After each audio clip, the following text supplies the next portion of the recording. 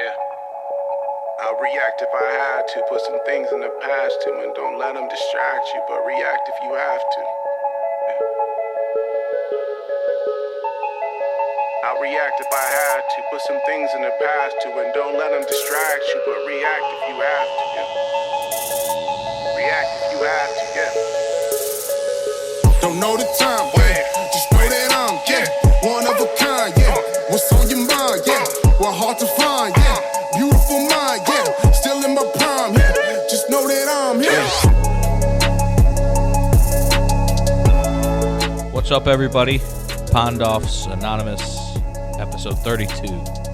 32. 32. I always just repeat. I've noticed that. You always say, here's the number, and I go, 32. Like a dork. I like it. No, I like That's it. what I contribute to this show. I just will repeat what you say.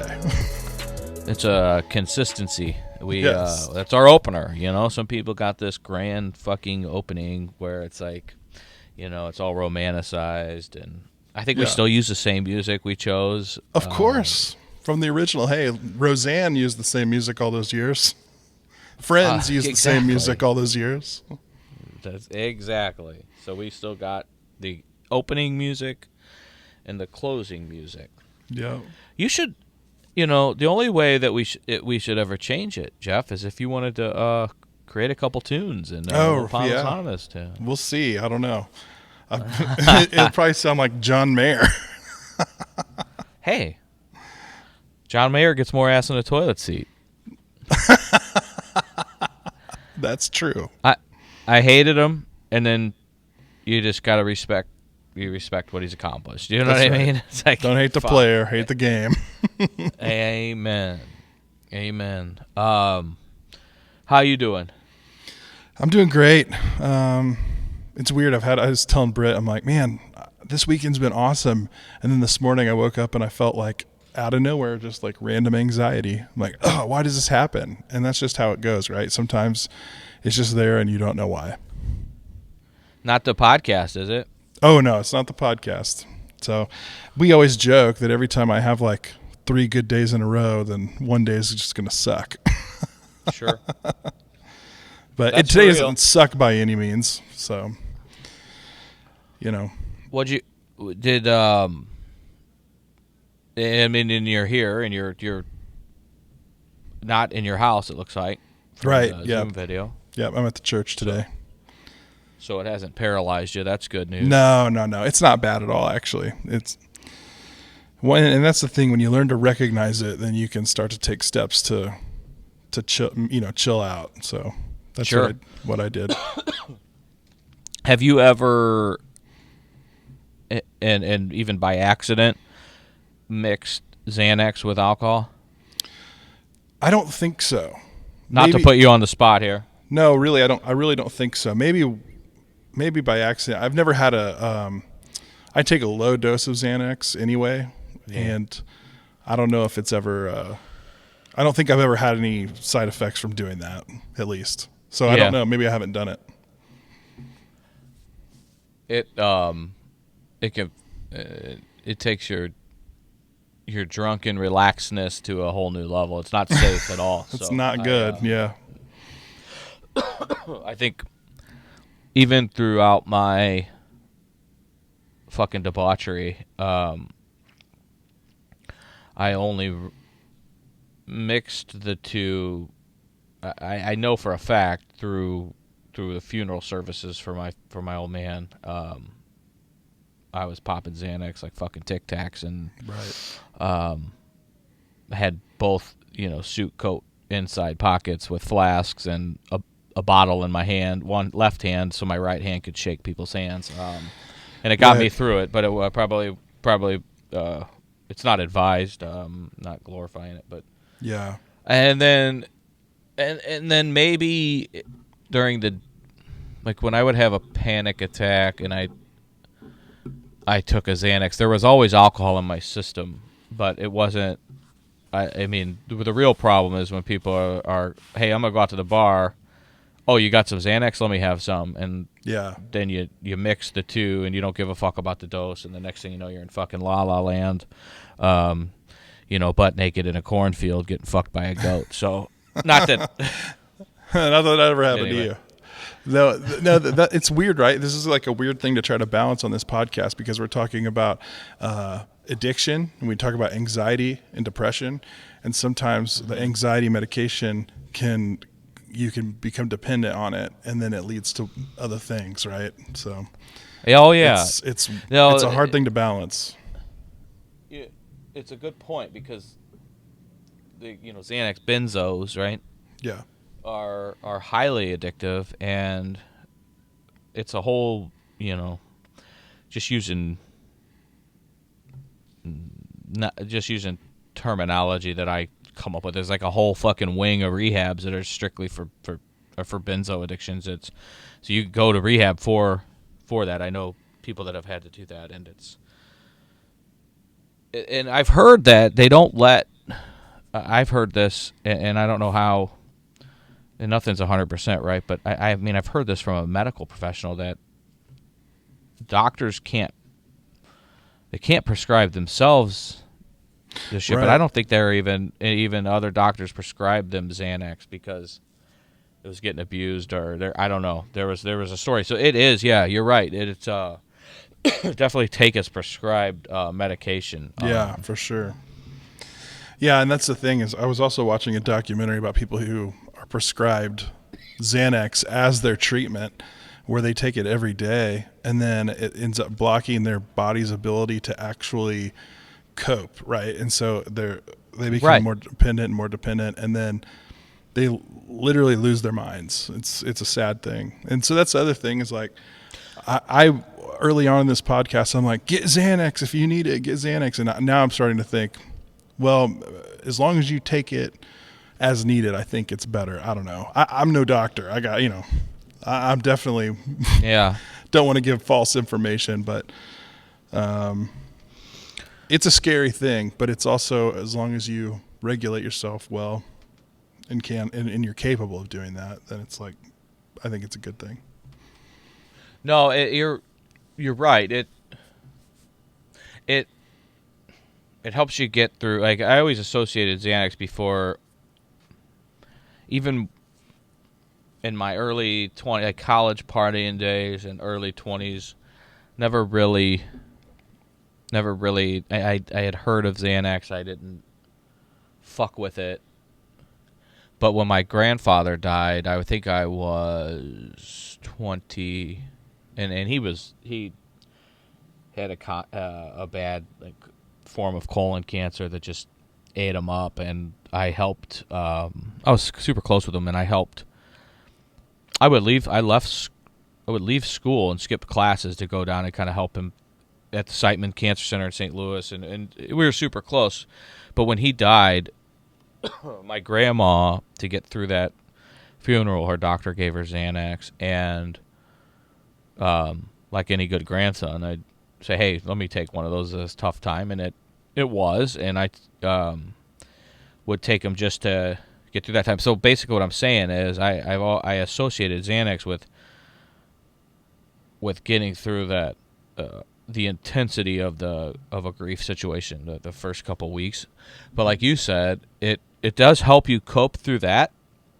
So you were talking about, a little technical difficulty, but as Xanax helping people cope and then becoming the coping mechanism, right? So when it turns that corner, it is like we're supposed to feel shit, right? And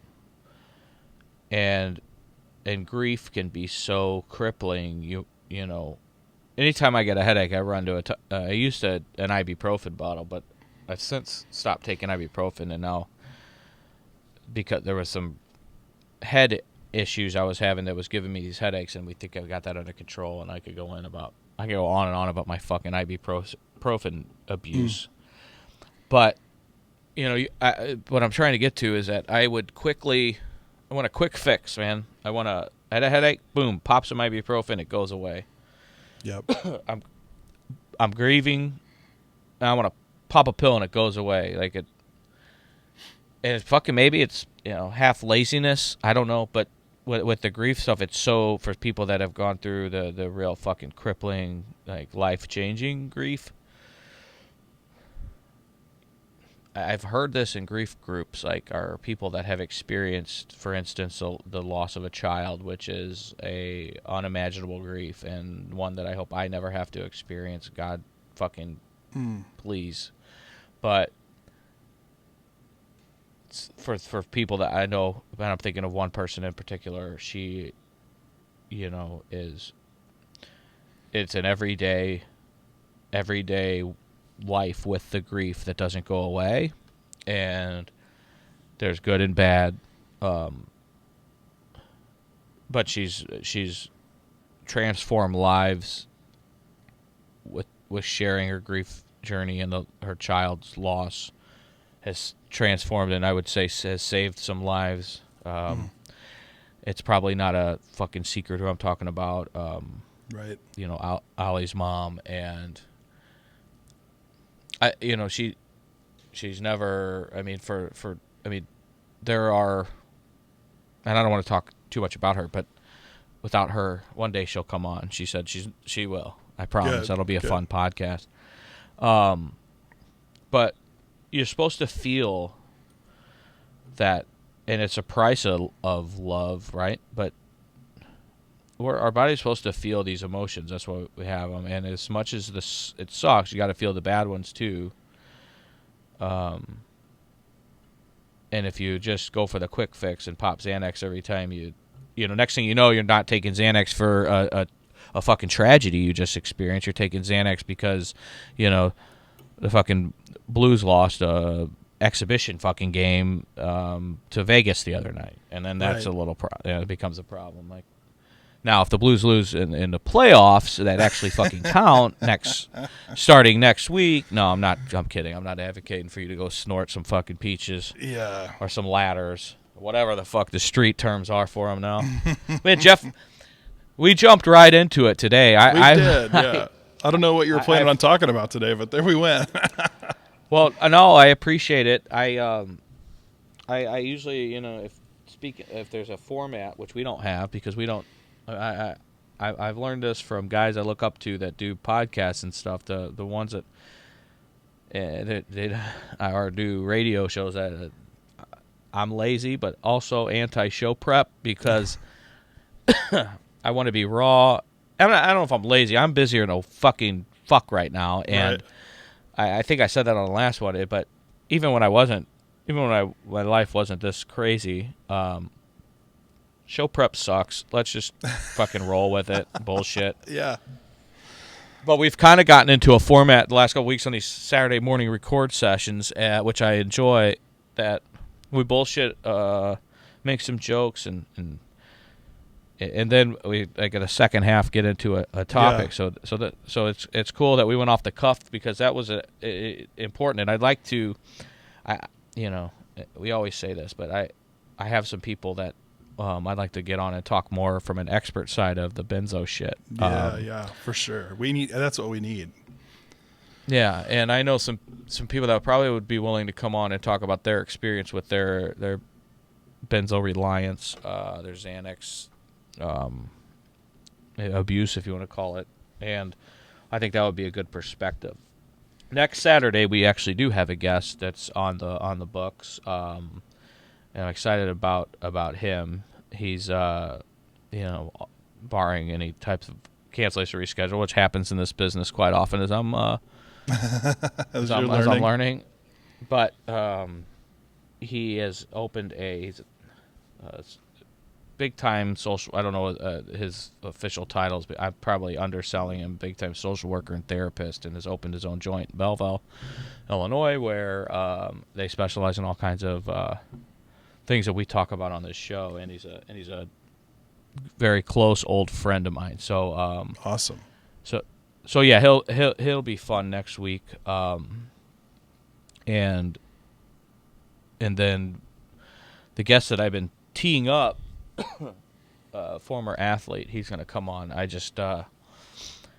He even said he has a radio show in town, and he even said on the radio that he's like, I owe you a podcast. And then the host of his co-host was like, he owes me one too. So, it's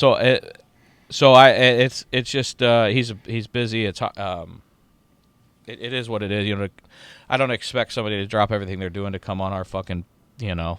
our little pony show, if you want to call it that. Yeah, but it'll be fun because I think he's seen a lot, Yeah. from a professional athlete standpoint. So, so those are a couple guys lined up. I do have a grief counselor coming up, Cool. and then you book somebody for later in August that we're real excited to have. Yep. Somebody, And, let's just say that if you were if you grew up in the late '90s, the early 2000s, and you were in like a preteen or a teen, you'll recognize this guy from a string of TV commercials. But yeah, I never want to say people who they are. It'd probably help, but if it falls through, you never want to well, and I don't know how to. I don't know shit about promoting this, so I don't know if it's suspense is good or we should tell people and they put it on their calendar, and most likely nobody gives a fuck anyway because they're not listening to the shit show. So. Once it's recorded, then we'll promote it. Yeah, exactly. I like that. Yeah, I like that. Speaking of, we're just gonna stick to the script. Yeah. Speaking of doing some bullshitting, so last night Brittany and I had Fridays, which is I think sometimes we've said the unofficial sponsor of this podcast, except for maybe we're their unofficial sponsor as much as we talk about them for free. I was going to ask you at the beginning of the show. Yeah. So you went right where I wanted to go because first off, my ego my ego's a little fucked up right now because you name dropped me to some gal who didn't know who I was, and that really fucks me up when it comes to Fridays. I'm gonna call the owner. I'm gonna have a fucking sit down with this gal. Sorry I'm not in there Monday through fucking Sunday, open to close like I used to be, laying on the fucking floor with the fucking powder around my nose and a fucking whiskey bottle half up my ass. Excuse me. Yeah, I called up. I said, "Hey, I was told to order a side of the wing sauce." "Well, what kind of wing sauce?" I said, "I don't know. Chris Pondoff said to get it." And she's like, "I don't know, our buffalo?" And so I'm like, yeah. She just completely acted like she'd never heard of you. That pisses me off. And people then that know me that listen to this will understand. Yeah. Oh, I sent Brittany watched, my wife watched me text you that. She's like, "Why'd you send him that?" I'm like, "I don't know. Why didn't you tell me not to if you thought it was bad?" No, it's all good. I'm like that guy, that, tell them you know me. And then they're like, who the fuck is that? It's always a worse fear of mine, and I never, ever thought it would happen at Fridays, and it did last night, and I'm fucking, listen, I lost sleep. I'm mad. I'm upset. My ego's bruised. My ego is so fucking bruised. I'm going to call Tia. I'm going to call Phil. I'm going to call Cliff. We're going to have a fucking sit down. I talked to the girl who was making the food in the kitchen, but I didn't mention your name. I don't know who that was. Probably someone I would imagine. That kitchen. Do you want to know the things I've done in that fucking kitchen, on and off hours? Probably should. Yeah. Yeah, I don't. But their fried fish is great. The wing sauce, excellent. So I was going to ask you, and I didn't hear from you, so I'm like, fuck, he didn't like the fish. No, it was great. 0 for 2. Name dropped me, they didn't know me. I'm glad you liked it. I love that. So this is just me. I get the fish, and I put a couple pieces and make a rye bread sandwich with pickles and onions and tartar. The other 2 pieces it depends how many you get, and I'll dip in that hot wing sauce. I like that hot wing sauce with fried fish or something about. It's good. Did you ever make that hot wing sauce when you worked there, or fucking invented it, Jeff? Did you? I mean, not really, but it's pretty simple. It's pretty simple stuff. It's a buttery hot wing sauce, which unless they fucked up the recipe. Is there some olive juice in there? I thought I tasted a hint of olive juice. Maybe not. There's not supposed to be, but you never know. It depends how drunk the cook is. You know what I mean? She was super nice. I wish I would have said something, because I bet you, and whoever it was, her husband was there too. So I wish I would have gotten the name of the cook. Well, we'll take you in there and make a regular out of you. Yeah, I need to get in there. It's a great place. It's pre-recovery, right? When you're falling down drunk, you blame everybody. So the old Chris, blames Fridays for his alcoholism, but the new Chris blames Chris for his alcoholism. The tavern didn't come pick me up and right. drive me to the bar, right? Yeah. But people we kid around and talk often about it being a neighborhood tavern, and blue collar at best, and it's a lot of people there just go there to get drunk. It's more than that. The food's good, but the people are good people, and that's an understatement. They've done as much as a small neighborhood tavern can do as far as charity and giving. It's very fucking church-esque, right? Like, it used to be my church. Still kind of is, except for this one gal who doesn't fucking know me. She probably started yesterday. Which, I thought, if you don't know Chris Pondoff, get to fucking know him. Yeah. Or that's part of the interview process. Apparently not anymore. So, I mean, I got all kinds of phone calls to make after this podcast. Yeah. Literally, I sent him that text message. He goes, I'm going to call up there and find out who's working. Motherfuckers. You really hit a nerve. And everybody used to make fun of me. I think he thinks he owns that place. I don't think. I mean, as much fucking money as I put behind the bar. Did your paycheck just like when you worked there? Did it just go right back into the place? I mean, absolutely. You have no idea. Like I just say I endorse it, cash it, and just spend the money right there. And then they put the machines in the back. It's a whole deal. But when I stopped drinking, I was seriously concerned for the place. True story though, they used to order my brand of whiskey was VO, right? I've said it a couple times on this show, and that was one of I don't know if I was probably the only one that really drank it, which is odd because it's the best whiskey ever on the planet, ever distilled. Stick that in your fucking pipe and smoke it. Exactly. Seagram's makes it. It's not Seagram 7. Seagram 7 is dog shit. I'm telling you. It's Seagram's. People would try to fucking do that. I know exactly if they tried to give me 7. So it's just VO. They have a VO Gold. Tom and I knocked those fuckers down like dominoes, baby. And that's what we drank. So when I stopped drinking, their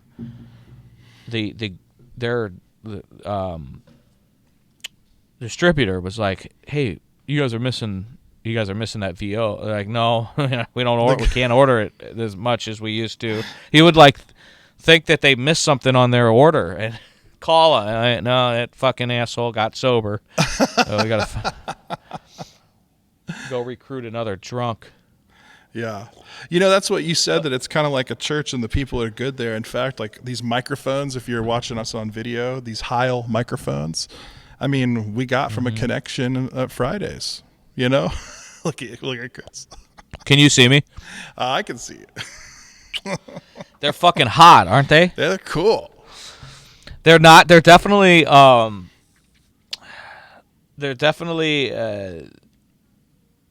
Cadillac Rolls Royce microphones for a piece of shit car show that this is, right? It's yes, for sure. I mean, I'm sitting in my fucking basement. Look at this. And like it's an unfinished basement. I got my I call it my basement. I got my hockey shit. I got my old man up on the wall, PA napkin, and then I got this fucking like a Buddy Holly, I call it, style Richie Valens La Bamba microphone, the big bopper here. So yeah, shout out to Steve. Yeah, shout out to Steve and he's a good guy, and yeah, we talked about it before. We all lost a little over a year ago, no, it wasn't. What the fuck's wrong with me? It was right before COVID. It seems like a fucking year. Yeah, right? no that kidding, we lost the matriarch of Fridays, and that she was the one who we did a bicycle poker run. Have you heard of that? I've told you about that, right? I don't know. All right. So have you heard of poker runs, Oh, yeah, motorcycle poker runs? Mm-hmm. All right. So been on a few of those. Really, the best man at my wedding, his father used to ride his bike to the taverns. I'm talking 30 years ago, 35 years ago. And him and a couple guys said, "Fuck it, to be safe, we're not going to, can't get on our motorcycles. We're going to ride our bicycles to these taverns and do our own little poker run." Nice. And it stuck. And every summer in Belleville, there's the bicycle poker run. Well, it's one of the the best Sundays of the year, and people get wasted and destroy their knees and their elbows and. Each bar, so there's 7 or 8 bars that participate, and they have their own team and their own colored T-shirt, and you'll see like herds of people. If you just once we get past this fucking pandemic, I'll introduce you and Brittany to the bicycle poker run. It's a great fucking time, and thank you for taking my picture. God bless. Yeah, no, I just wanted to take a picture of the setup here. That's all. All right. But the bicycle poker run is and what happens is each bar, a cut of the proceeds goes to a charity. Well, one year, the year after Ollie passed away, it was Kathy who I was just talking about, the matriarch of Fridays we lost a couple months ago, earlier this year. She decided to dedicate the whole thing, not just each bar would donate their own proceeds to their own charity. She got every bar to chip in, and I don't know, we raised over like $5,000 for a Belleville shit show like the bicycle poker run. That's a pretty good call. That's good. And it was just giving back, man. And you should see some of these fucking people. So I would work the bicycle. I would always work at Fridays, a 10 bar, and help out around the tavern. And each group that comes in later in the day, they're fucking bandaged up with duct tape, and they would always stop at Fridays because they'd get pizzas to eat. Like, it would be you got to put something in your stomach if you're going to drink this much. But right. But by the end of the night, people are getting taxied home, and a couple people end up in the back of a fucking police car. A couple guys I know, one of them's no longer with us. It's a theme here. We had to go bail him out. He left the tavern on his bicycle at 11. We had to bail him out of jail about 1, and then he got his bike back and finished the poker run. So, that shit happened all the time. So, yeah. Fun times, man. Fun times. And I'm glad you guys got to enjoy a Friday's fish plate. Yes. I miss it. And it's funny, and because when the pandemic hit, it was right in the middle of Lent, so all the fish fries around town had to stop. And I think is it St. Henry's? I think St. Henry's is the one that's our favorite. It's over by Althoff. Yeah, that's the one that's our favorite in town. And so we had that twice, and then they shut it down. And my wife's pregnant right now, so she craves food anyway. She's really craving it right now, so she had to have her fried fish last night. And I'm glad you said that. And I'll, before we get into what I wanted to kind of talk about today, if you haven't had Swansea Improvement, yes, you have. We have. Yep, I've had that Okay. too. It's good. Yeah. Yeah, they're good. I've the Knights of Columbus on Old Collinsville Road used to be pretty good. Depending, it's hard for me to go back to that place because it was at a fish fry at the Knights of Columbus that I first laid the my first pickup line to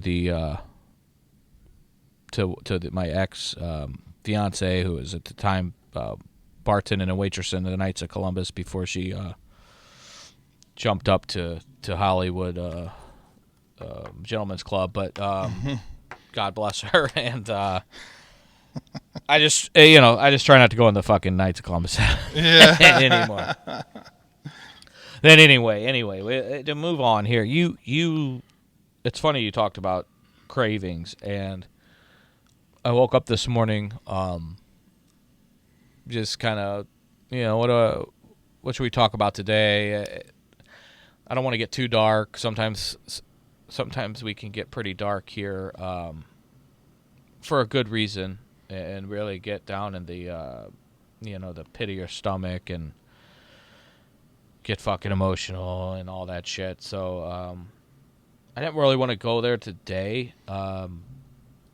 So I was just thinking about, and people can make fun of me all they want, praying about what we should talk about today. And it hit me that I wanted to talk about cravings, and some things I've done to try to overcome them as far as alcohol and what it looks like, and then and this is, I'm really gonna get fucking my balls broken for this, because I guess until it happens to you, this Jesus life transformation fucking shit that I talk about, people, I still get, people still think you're full of shit. We've talked about that kind of when you say it. We talked about the calling, like a calling. Right, yeah. And then it happens. So, I mean, I was one of those guys, like, I don't, but like getting signs and shit like that, and this isn't even of big importance, but after I decided, I wrote down, I went upstairs, and Ash was like, what are you going to talk about today? I'm like, cocaine and fucking hookers. What do you think I'm going to talk about? And then I was like, actually, I'm going to talk about cravings. And then she goes, oh, okay. And then I opened up my phone app, my Bible app, and this is where I'm going to lose people. Fucking Christian, you fucking blah, blah, blah. Go fuck yourself. But come to church, and I'll hold your hand and say the Our Father. Yeah. Literally, the verse of the day is James 1:14. It says, everyone is tempted by their own cravings. They are lured away and enticed by them. And I was like, fuck, man. That's awesome. That shit. And I don't care if people think I'm making it up. I'm not, motherfuckers. Yeah. I literally, 10 minutes before opening that app, was like, I'm going to talk about cravings at some point on the podcast today. And boom, it pops up. Jesus gives me a back rub with this sign right there. I get goosebumps. Bing, bang, boom. Let's talk about cravings. And I'm not talking about, well, it does go into food. I was gonna say, I'm not talking about a 30-pack from White Castles that they actually call the Crave Case, because that sounds pretty fucking good right now. But dude, I opened the Bible app. You're right. It's right there if you can see it. That's awesome. Yeah, man. See? I'm telling you, this shit's fucking real. Yeah. Keep mocking me, motherfuckers, back home. Keep mocking me.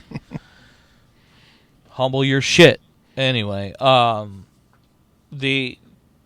was having a conversation with a guy this week that we're trying to help, and he actually, there's not much that we can do because this particular person's helping themselves, and that's so awesome to see. Mm-hmm. And when somebody is right at the beginning, and it's not just this guy, I have this conversation often with people. When somebody gets to rehab for, name that, addiction, it's all about, I mean, the initial withdrawal and the cravings for that bottle, that needle, that line, whatever, is so fucking strong, right? So they try to help you with medication, and they call it detox. But after you get leveled out, what do you do about the cravings? And you have them. And for me, there was a medication that I was prescribed inside, and then I stayed on it afterwards. It was called naltrexone, and what it does is, this is what the intention of the drug is to, and anybody that's been in my shoes usually becomes quite the street pharmacist, where we know what all these drugs are: naltrexone, Vivitrol, Suboxone. These are all, and I'm not a doctor, I'm not a pharmacist, and I don't know as much as as much as I pretend to, probably, but there are people out there that can correct me if I say anything wrong on the Facebook page, and we're always looking for helpful information to share with our listeners and the people that are struggling. So if I say something that's a little off center, please right the ship for us. But in my experience, these, like naltrexone's a two-pronged approach drug. It will block the receptors. If you try to get drunk, you're not really going to feel drunk. The same thing with, I believe, Vivitrol, which I've been told that naltrexone's a pill form of Vivitrol, and Vivitrol's a shot you get in the ass once every 4 weeks. And with Vivitrol, if you go to use heroin, for instance, you're not gonna get high. You still fuck yourself up by using heroin. Like, medically, you could still kill yourself, but you're not going to get high, right? I think I'm pretty sure that's accurate. What the naltrexone, when I said two-pronged approach, the other thing that it does, and I know this from experience, is that it helps with your cravings. So think about, and people, this is not just an alcohol thing, and we've talked a lot about, today about food, and Jeff mentioned his wife who was pregnant, and we always kind of say pregnant women have these cravings and make fun, but and it's yes, I'm not a woman, so I wouldn't know, but I have heard that's a pretty accurate stereotype that pregnant women get crazy fucking cravings, and God bless them for it. But it's like cigarettes, you crave, and there's medication out there, I believe, or you hear them on the commercials, patches, or whatever the fuck they are. Although I think those actually give you, excuse me, nicotine, but that help with cravings. And the naltrexone, so just my personal story, because that's what I can speak to, is I took naltrexone in rehab, and when I got out, I stayed on it for about 6 months. And the reason I got off of it was because I was feeling very good, and I got off of it under the supervision of my doctor, and I said, I'm gonna stop the naltrexone, and let's see what happens, right? And then I'll know I still have it, and I have your number, and we'll go, because what naltrexone and Vivitrol, what it blocks, it blocks the opioid receptors in your brain. So if I was driving around and boom, got smashed by a fucking semi, and they're airlifting me or taking me to a hospital, and I'm in excruciating pain, and they go to throw me some fucking morphine or whatever, the painkiller, right? I ain't gonna feel it. I'm gonna feel the pain. It's not gonna, if I'm on naltrexone or if I'm on Vivitrol. So my mother was concerned about that. Is this a pill you're gonna take forever? I didn't know. So at about 6 months out of rehab, I said, let's give it a try. So I got off of it, and my cravings haven't been, from that day to now, 6.5 years, almost. They aren't that hard for me personally on craving alcohol. Now, I do crave a drink every once in a while. I've often said that the drink I miss the most is the hot toddy. I think I've said it on this show. Yeah, I think so. When I'm sick and just want a hot glass of whiskey. I also crave the drink, the after work stress, bring the stress level down drink. I don't miss the even, hey, it's Friday night, let's go out to happy hour. I can still do that. I can still do that after work and go meet. I miss that now because of COVID. Right. But I don't miss that. I'm gonna crave to go get fucked up on a Friday night. I don't miss that. I miss the stress release drink, the stress reduced drink. I miss the drink when I'm sick, which are probably which is funny because if those are the drinks you miss the most, I wonder, probably a healthier way to do the stress, handling the stress of a work week or a work day that goes to shit. Or I've been through some tough losses since I've been sober, so a big drink for me was the funeral drink and after funeral, and just get fucked up and try to mask that. So I don't really miss that as much. But the point is,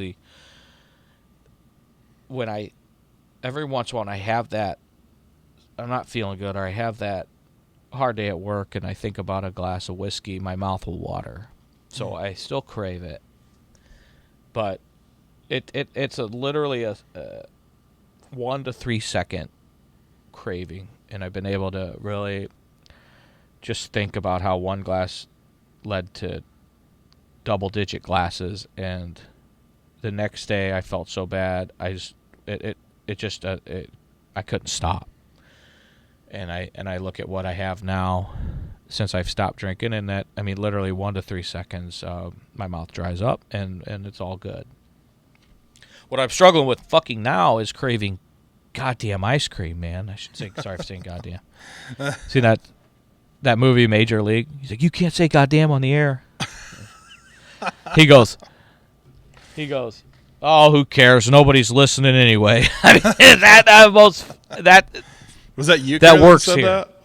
Yeah. Euchre goes, he goes, one goddamn hit. That's all he got is one goddamn hit. And the other guy goes, you can't say goddamn on the air. He goes, oh, who cares? Nobody's listening anyway. That's perfect for this show. But I mean, I'm telling you, I do good during the week. It's the same thing, though. I've been looking into this. It's the same fucking dopamine, right? It's all about dopamine, and I want to have somebody on that can talk more intelligently than I can about dopamine, but I want to talk to you, to the people that I am sit at a tavern with right now, and not try to outsmart them or say, hey, I read here, and I got a degree in this, and then, have a fucking dick measuring contest. That's not the point. Dopamine is what drives us to this shit. So it's the same thing with food, and when if you hear people all the time talk about sugar and sugar cravings, that's a real thing. You go on a sugar detox, you're going to get sick. People always said that keto deal, the first thing you have like a keto flu because you get sick because it's sugar. I'm telling you, your brain's craving it. It's the same thing as fucking rehab, maybe on a, going through the DTs, they call it, with alcohol or with heroin.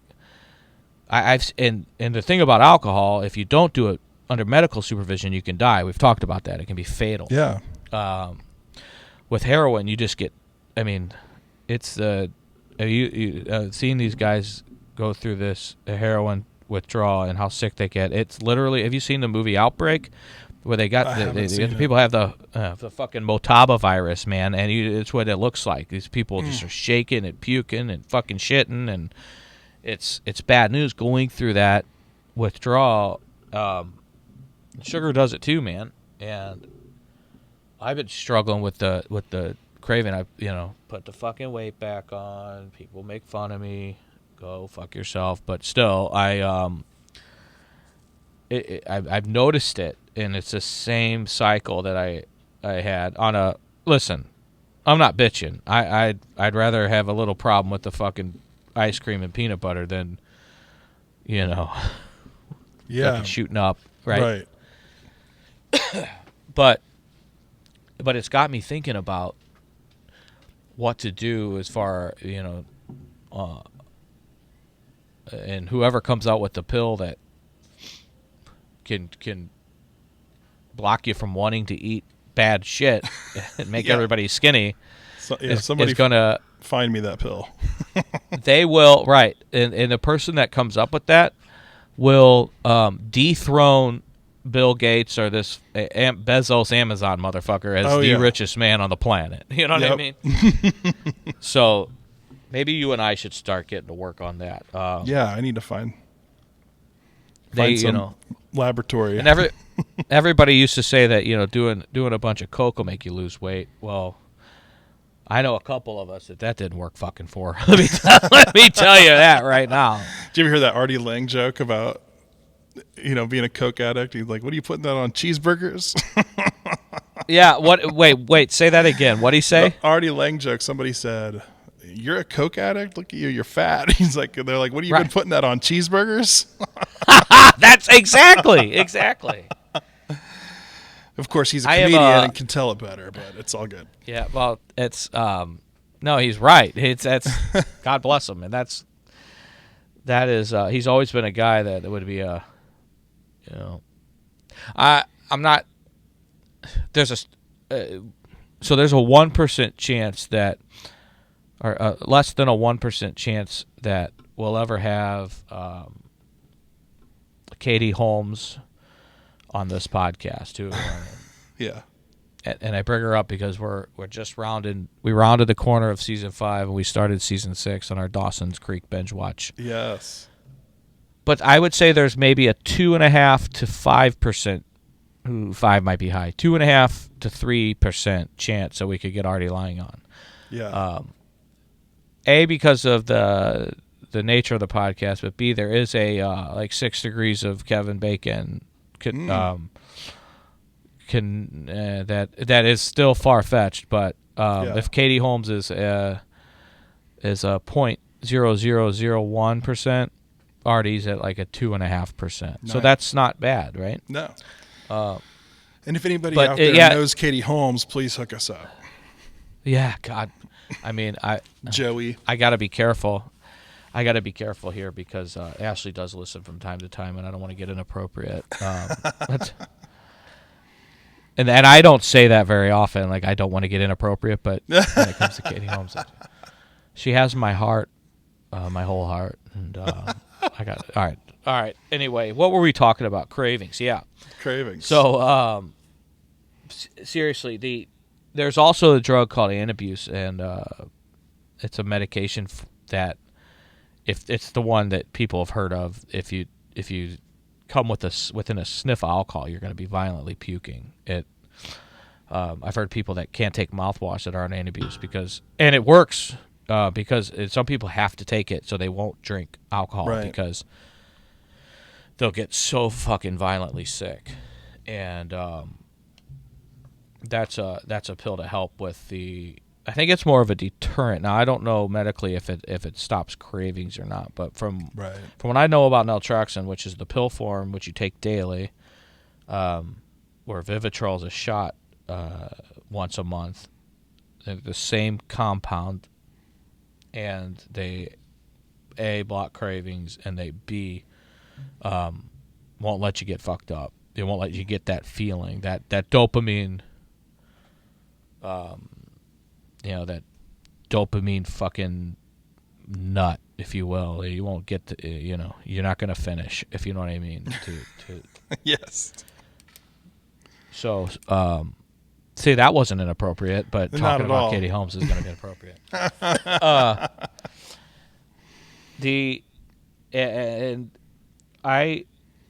And people struggle with cravings outside of addiction, right? We talked about it with the food and sugar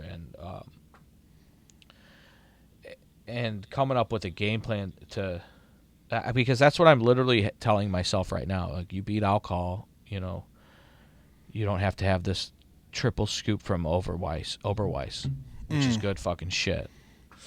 We used to get the milk. I'm trying to balance the live a little, and I don't have to be this big fucking square, but it is a battle, and it's something to talk about because I think a lot of people will resonate with, whether it's their alcoholism that they haven't pinpointed yet, or they know someone with a drug addiction that craves it, or people in general with food. I think that's it's a big deal. So if anybody out there's listening has tips, wants to come on or shoot us an email, man, it's I think it's a good conversation, and I just want to kickstart it. I just wanted to kick the tires on it for sure because I don't have all the answers. I'm looking for help. Always looking for tools in my toolbox to use to be healthier. And I'm not looking for a magic pill. I'm not going to go to the gym and excuse me, man. I got this. It's not COVID. But I feel I have to say that. It's just instinct now to say that, right? Yeah. Every time I cough or sneeze, it's not COVID. But I'm just not a gym guy. Played hockey my whole life and was an athlete. And that was my gym. Mm-hmm. But I'm not going to go to a gym and fucking look at myself in the mirror and put oil on my body to try to look like Lex Luger and pump some iron. It's just not my style. But bless your heart if that's what you guys want to do. But I'm not looking for somebody saying, "Hey, fat fuck, this is how you get past your cravings. Go to the gym, eat some more salads." Like, I'm talking about the connection here with recovery and addiction and the dopamine and for those people that are getting out of rehab and that are struggling with cravings now, that go to a meeting every time they have a craving. What are the tools that are out there other than just being on naltrexone for an extended period of time, or being on Vivitrol for God knows how long, or Suboxone or methadone? There's all kinds of things that they help you with in rehab, and what's the best way to fight your cravings, to quiet them down, and back when you re-enter the real world and real life and the day-to-day operation that is recovery. So yeah, man. If anybody's out there that is listening and has some tips, please let us know. Please interact on the Facebook page or on Instagram. I know that's personally my social media game isn't great. I try to keep up with it the best I can on Facebook. Jeff has since quit Facebook, and he doesn't smile. His life hasn't been better from what I'm hearing. It's true. It's so good. But the Instagram game I try to keep up with. I'm not so great at it. I have a lot of videos on TikTok, but President Trump, I think, has shut down TikTok. So all those videos you have of your dancing around in my undie pants. Yeah, I gotta see that. Yeah. So yeah, we'll up that game. Maybe Jeff, you're pretty good at Instagram now that you're off Facebook. Yeah, I'm all over. But Instagram. Yeah, shoot us. There's a messenger on Instagram, right? Shoot Jeff or I a note. If you want to come on, we'd love to have you on. I bet I could bring Nick on. He's probably knows this shit inside and out about dopamine. He used to pump some fucking iron. There was a time where he got real swole, and he looks like the guy who would. We make fun of him, tell him he probably got little fucking nuts, and I'm gonna text him that I fucking chirped his ass at the end of this episode. But, yeah, that makes it have to listen to the whole thing. Yeah. So right. Just yeah. So let's continue this conversation and talk about dope. It's a big deal. Dopamine, which is what drives us. It's our. I always remember, and this guy's a fucking DEA ATF agent now, or one of them, the other. When we were kids, and I first fucked around with ecstasy in high school, he said he was so big anti-drugger, right? These guys, they fucking born a cop, And he said, you know what that does to your serotonin and your dopamine? It takes it to some all-time highs that you'll never.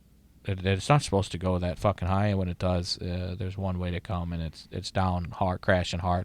He told me that in high school because he was pissed off at me when he found out I did ecstasy the first time. And I still, 36 years old, going on about 72, I still fucking remember that. And the fucking prick was right, man. I'll never tell him that, but he was right, and it's a daily struggle, man, for people that are battling. Yeah, they equate the dopamine and serotonin with happiness, and there's other sources out there too that you can get that from.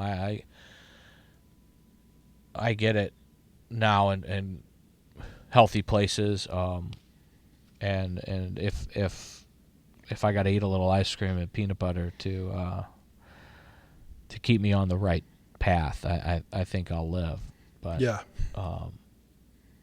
And I would highly advise if people are having cravings for name that drug, that try it that way. Maybe they probably kill to wish their craving was for a cheeseburger without cocaine on it, and a double scoop from White Cottage. But Yes. But anyway, yeah, man, this was fun doing this today, and I always enjoy our doing this, and we'll keep it up. I think this month should be exciting if we can get this athlete to come on, if we can just lock him down on a date, I'm really excited for that episode. I'm really excited for next week's. Yep. And the guy you lassoed in, that's going to be fun too. So fun month coming ahead, guys. Keep listening. If share the story, share the podcast if you can, because I can't tell you this enough, that as much as I love to hear the sound of my voice, and as much as I like to have a little cyber fuck session here with Jeff because he's hot. Hey, baby. We do this and invest the time in it because there's people's lives that are being affected. Yeah. And it's not that we're these. We've said this a million times. It's not that we're these. Hey, look at me, we're saving lives. But it's somebody hears one thing at the right time, and I think that's a God thing. It could spark something in someone's brain to change their life, and that's happened. That has happened, and it's actually happening. So you never know what's going to happen if you share hey, there's this podcast that says fuck a lot, but talks also about trying to make better decisions or regarding alcoholism, and they touch on mental health stuff. You have no idea the power of that. So don't do it for us. Do it for the people out there that are struggling that you may not even know, or the people that you know that you don't even know are struggling. And I promise you, there's somebody in your life that fits in the latter, and we know how to hide it well. And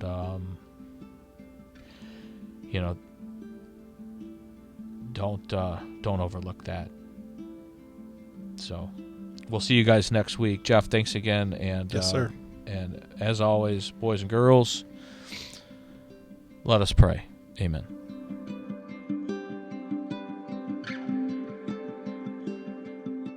If you're struggling or know someone that is, please have them check out our podcast and reach out to Chris or me. We want to listen, and we're super eager to help.